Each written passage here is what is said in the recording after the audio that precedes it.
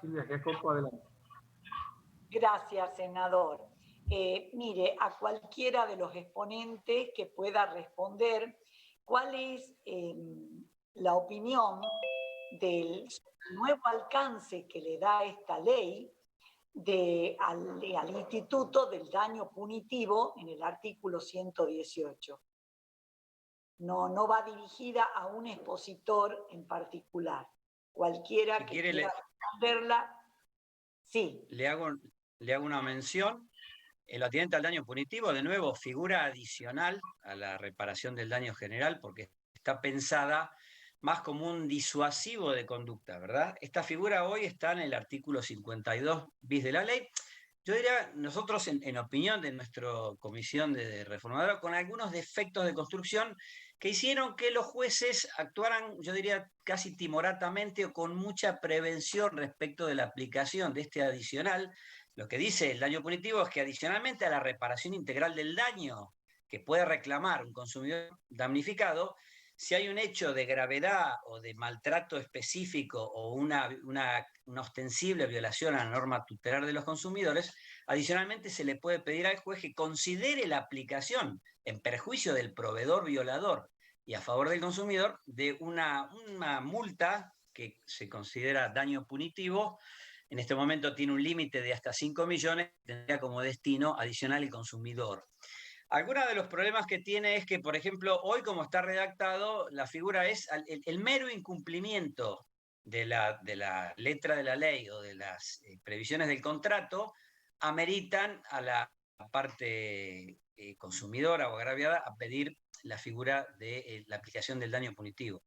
Entendemos que es un error porque la naturaleza de este instituto, que es importado del derecho anglosajón y como se utiliza en todos los países, es cuando existe un grave hecho de incumplimiento. Pensemos que en la materia del consumo hay pequeños incumplimientos o inobservancias de la ley que generan un daño pero que son de orden menor, y después tenemos las grandes violaciones o los graves incumplimientos contractuales que pueden generar daños individuales o colectivos.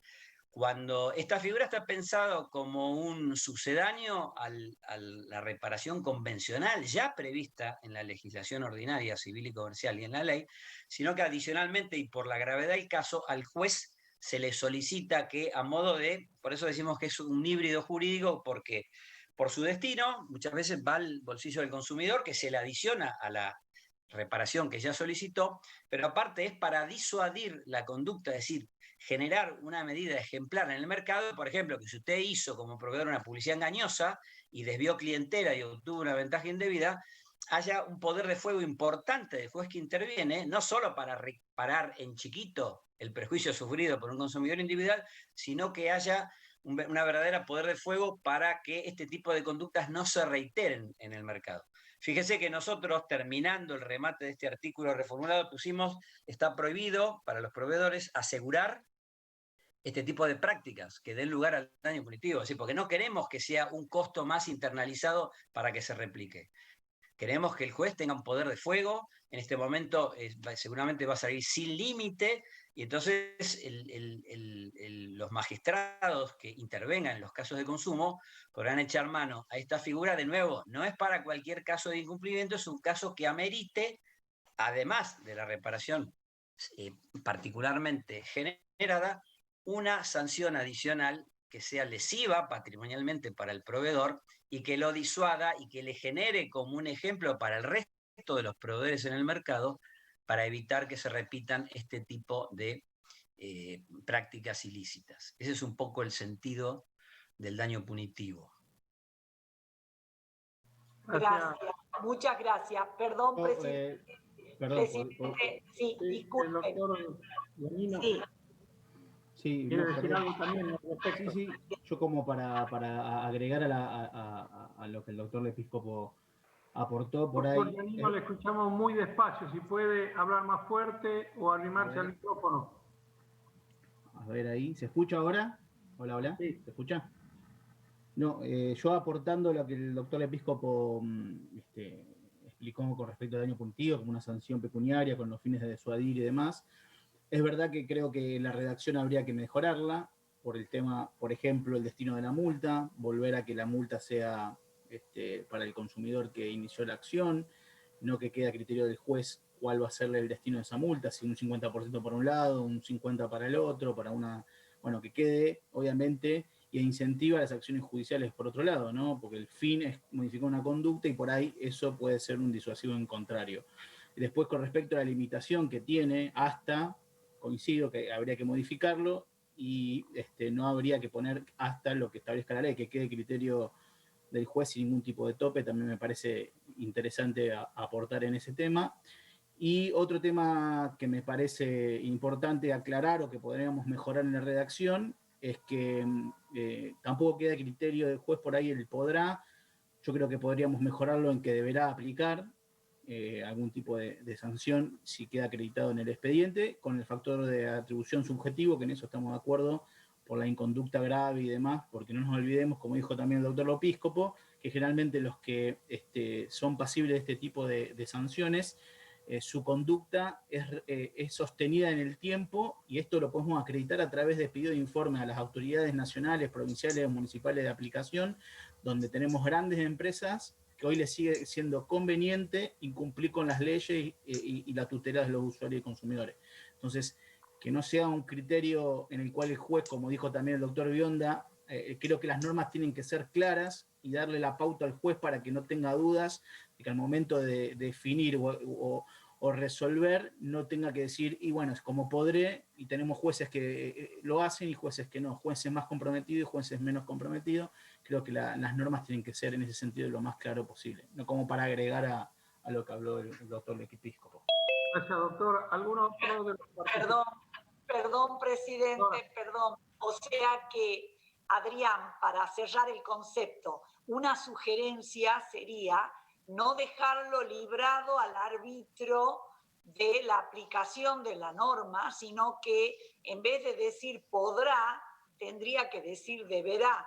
Ahí iba orientada la pregunta para ver si surgía de ustedes, que tienen el expertise en la materia, podríamos modificar esa palabra, porque como usted dice, hoy les resulta mucho más económico a estos prestadores de ciertos servicios, ciertas empresas, reparar un daño aislado, porque saben que no tienen una verdadera sanción que debería ser aquella que va a impedir que reincidan en estos hechos y realmente una protección al consumidor. Sí, gracias. Fíjese, ahora sí, presidente. Gracias.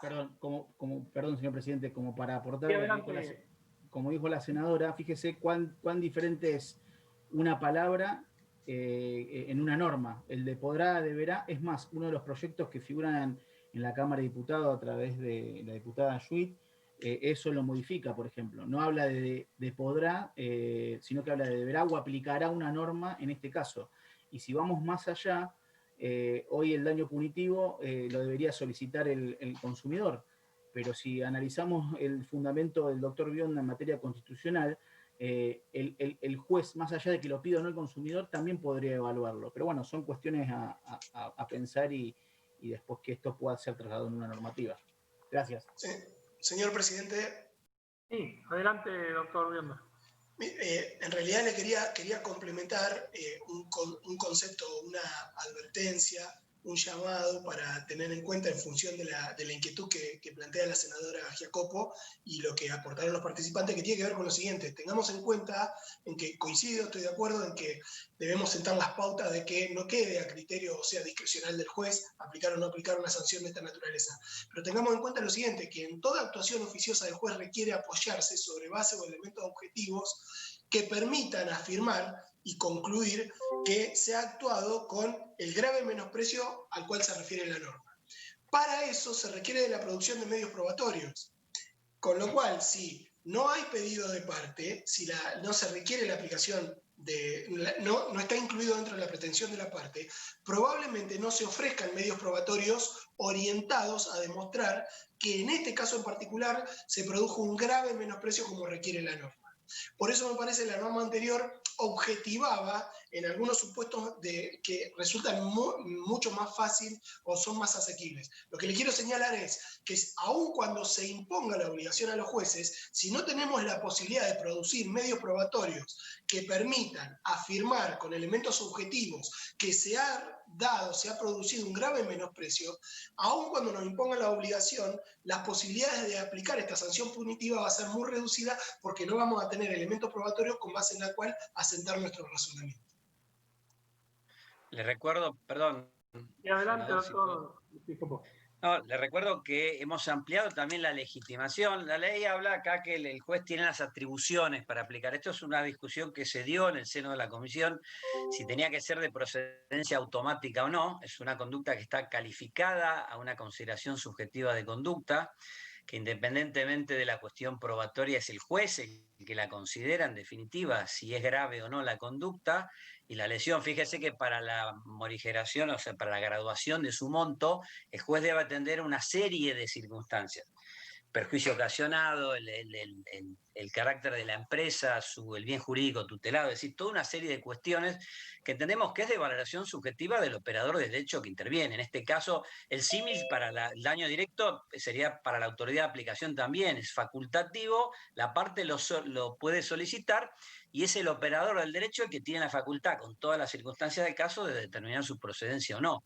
Lo que le quería terminar es que no solo la puede pedir el consumidor, sino la puede pedir el Ministerio Público, que está obligado a actuar como fiscal de la ley, aún en las causas individuales. Por lo tanto, ahí se supliría alguna falencia, que coincido con los colegas que a veces el consumidor no estaba bien informado, su abogado se le escapó. Siempre el Ministerio Público puede introducir el pedido y queda al criterio del magistrado interviniente de las circunstancias del caso determinar la procedencia. Pero, señor presidente... Sí, adelante. En definitiva, queda reducida operativamente, porque es cierto, como dice Leonardo, la facultad es subjetividad propia del juez tomar la decisión de aplicarla y de graduar. Pero tengamos en cuenta que en un sistema como el nuestro, tanto la decisión de aplicar la sanción como la de la graduación tiene que estar basada en elementos objetivos. Esos elementos objetivos solo se pueden extraer de los medios probatorios producidos, aun cuando sea mi facultad apreciar si procede o no procede y en qué proporción procede. Todo mi razonamiento tengo que basarlo en elementos de prueba.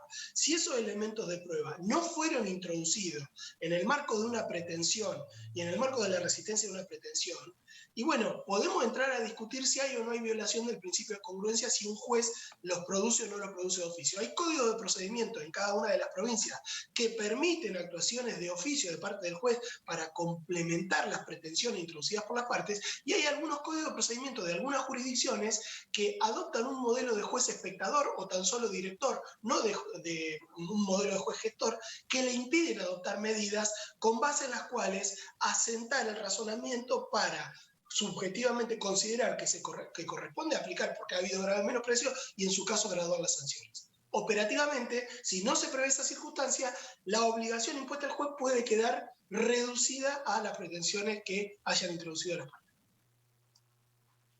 Gracias, doctor. ¿Alguien más de los senadores quiere preguntar